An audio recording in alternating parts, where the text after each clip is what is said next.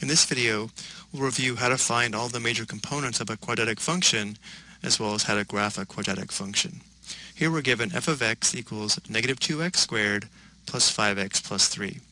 Our first question is, does the parabola open up or down? This is determined by the sign of a, or the sign of the leading coefficient.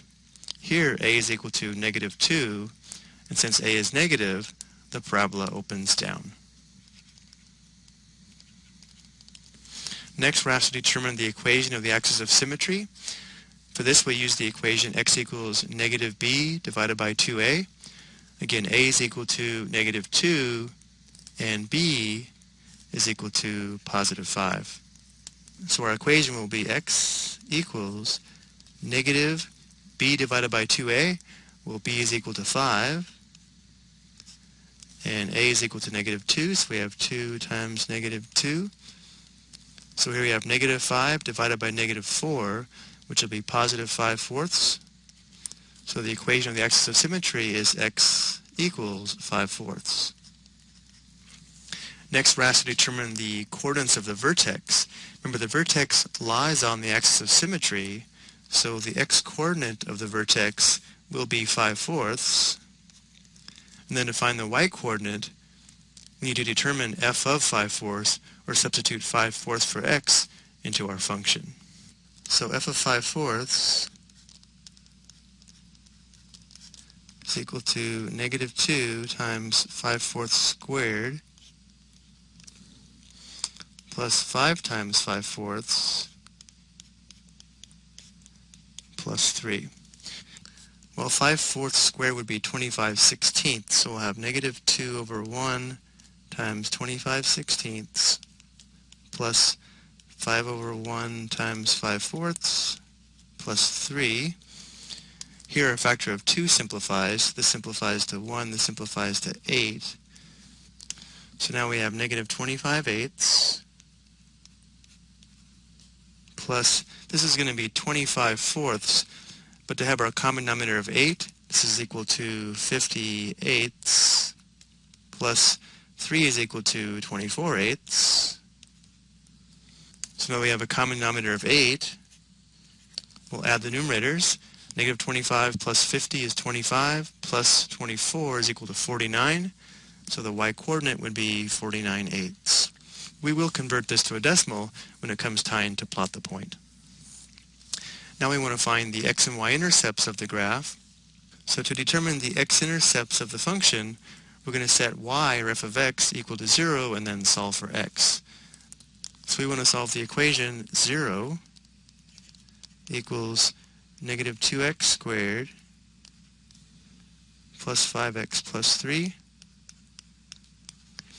Let's go ahead and factor out the negative and then see if it factors.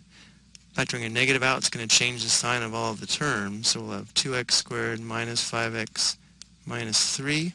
I think this will factor. Factors of 2x squared would be 2x and x. Now we want to place the factors of negative 3 in here so that the sum of the inner product and outer product would be negative 5x.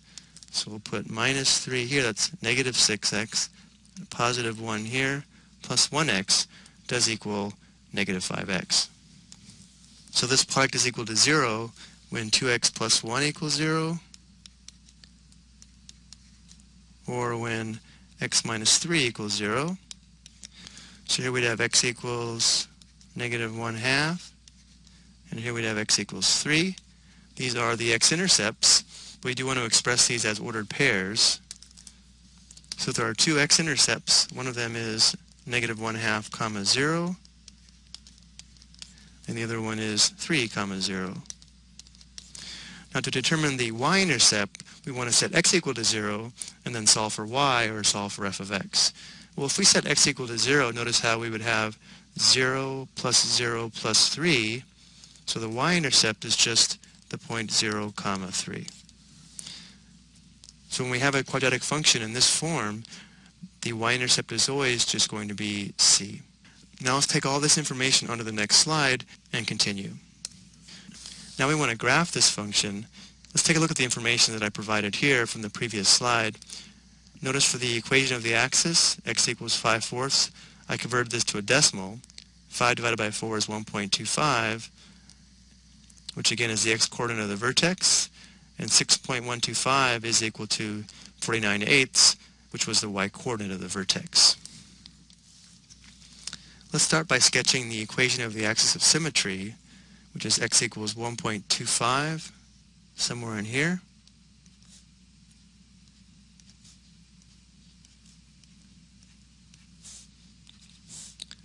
Next, let's plot the vertex, which is on this axis. It has the coordinates 1.25, 6.125, so somewhere in here. Next, we'll plot the intercepts. So we have the point 3, 0 here, and we have the point -1/2, 0, which should be here.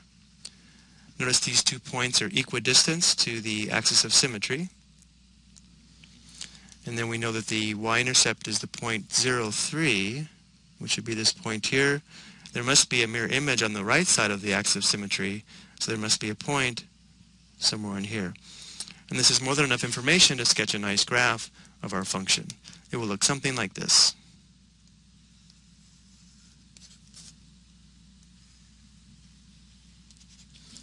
Now we want to determine the domain and range of the function. Remember, the domain is a set of all possible x values, and the range is the set of all possible y values. So again, domain means x, range means y. Well, the domain of any quadratic function will always be all real numbers, which expressed using interval notation would be from -infinity to +infinity. Looking at the graph, it is moving down quickly, but it's also moving left and right forever, verifying our domain. Then for the range of the possible y values, notice how the largest y value is the y-coordinate of the vertex, which is 6.125, and then from there all the y values are less than that. So we can express the range using interval notation as the interval from -infinity to 6.125 or 49/8, and it does include this value, so we have a closed interval here. We could also express this using inequalities as y is less than or equal to 49/8. And then for the last question, we want to determine the intervals for which the function is increasing and decreasing. So if you can imagine yourself as a small person walking along this function from left to right, if you're walking uphill, the function is increasing. If you're walking downhill, the function is decreasing. But it is important that we be walking from left to right. So the function is increasing on this interval and decreasing on this interval, and it changes from increasing to decreasing at the vertex. So the function is increasing on the interval from -infinity to 1.25, the x-coordinate of the vertex. Remember, 1.25 was 5/4. It's going to be open on 5/4, and it's going to be decreasing to the right of 5/4, or the open interval from 5/4 to +infinity. Okay, so I hope you found this review helpful. A quadratic function has its vertex at the point -2, -4. The function also passes through the point 1, 9. We want to find the equation of the quadratic function in vertex form, also referred to as standard form. So we want to find the quadratic function in this form here, where we'll have f of x equals a times the quantity x minus h squared plus k, where the vertex will have coordinates h, k. But let's also replace f of x with y and use the equation y equals a times the quantity x minus h squared plus k. Now we're also told the vertex has coordinates -2, -4.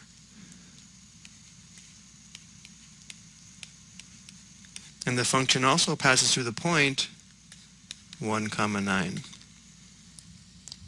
So to begin, because we're given the vertex, we know that h must be equal to -2 and k must be equal to -4.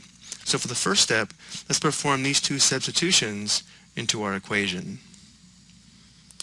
So we'd have y equals a times the quantity x minus, h is -2, so I'll have minus -2.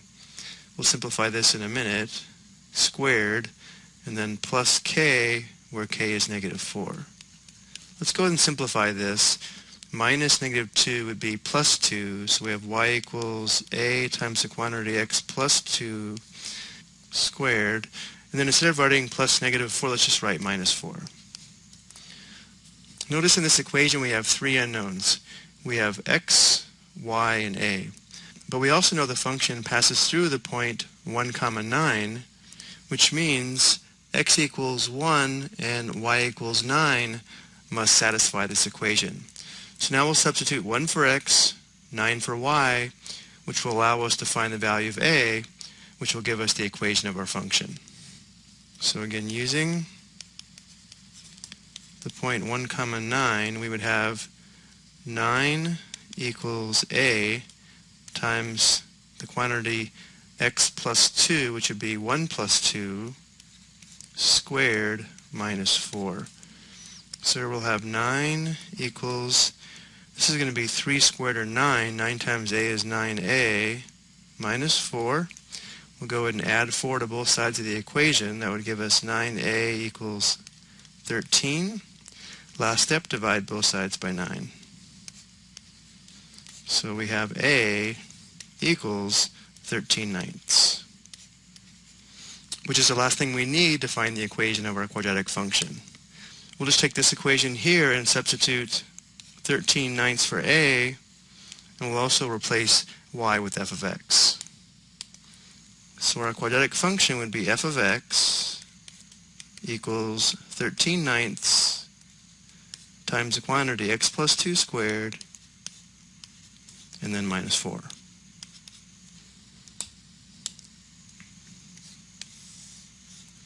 Let's go ahead and verify this by looking at the graph of our quadratic function. Here's our graph. Notice how the vertex does have coordinates -2, -4. And this parabola also passes through the point here with coordinates 1, 9, which verifies our quadratic function is correct.